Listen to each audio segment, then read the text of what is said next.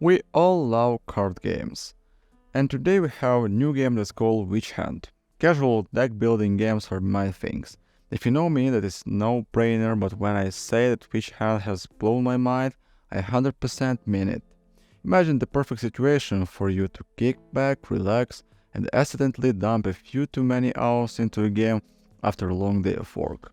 Well, John Nelson has created this situation with the addictive gameplay that WitchHand has to offer, so all the chill music, relaxing vibes, awesome graphics, and most importantly, the intense combat difficulty that absolutely makes you want to rip your hair out. Perfect, and I really do mean perfect. Imagine this: every morning you wake up, take a bite of some delicious snack, you cook it up in your cauldron the night before, and you set off to explore mind building and play with your pets. Sounds serene, doesn't it? When you first hop in game, you meet with an excellent tutorial that tells you everything you need to know in order to fight the fated wicked Council of the Night has the best wood open you. I'm really not a fan of the Council, but we can get into that a bit later. Everything cute, sweet, innocent, and totally casual. But obviously that can't last long, right?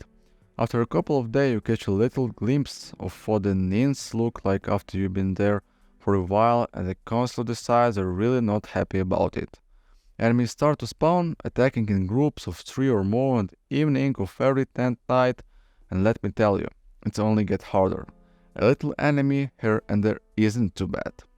Every once in a while they pop up after an exploration or an enemy favorite town spawns. No big deal, but when the new moon hits and you got a whole void portal worth of enemies, things get a bit hectic, and I'm absolutely living for it.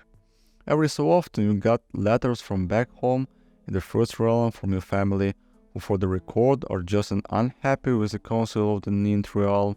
The story gets increasingly intense as the letter come, telling of the fate that the council told of you. Naturally, you need to save the world, which means the void is bad and there is a one of needs to get rid of it.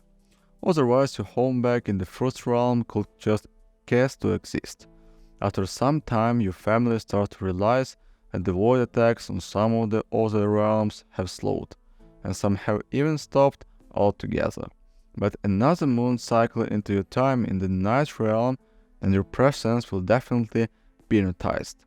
This game is a lot like stack lands, where you stack cards to combine them into something new. But in this game, the theme is witches and magic. The developer did such an awesome job with the artwork. It looks magically. The style fits the theme so well, and I'm glad he went for a magical theme. Before I started playing this, I wasn't a bit scared. I'm smart enough and organized enough to play a game that has more in it than Stackland has, and I can say that sometimes my playing field was a mess, but nothing could clean up. So yeah, I'm smart enough and I organized enough to be able to play this, and it has spells later on to help you organize things, and the same game isn't hard to understand or to master. The achievements are what makes sense in a game like this. Some might be a bit grindy, but before you reach the ending, you have unlocked most of them, and some others have become so much easier to grind out. The scariest thing is that when you die in a run, you lose your progress and have to start all over again. If you lost by mere second, is it worth it to start a new run, but to choose quiet when the pop-up comes and go back to your save files? However, I would highly recommend it just become a save file regularly while playing WitchHand, so you don't lose too much if you die. Overall, WitchHand impressed me in a quiet few days. I find myself diving in and spending hours on trying to defeat the void and training my little familiars to help out around the Nins. The graphics are bright and easy to look at. The story is interesting, even though there's little story in the actual gameplay. The music that plays behind the gameplay is casual and rather relaxing, which is definitely something a game that's intense needs to balance everything out. And the gameplay itself is phenomenal. Bottom line, you really should check out WitchHand and experience all the fun and excitement the Night Realm has to offer. Thank you for watching, guys. See you later. Goodbye.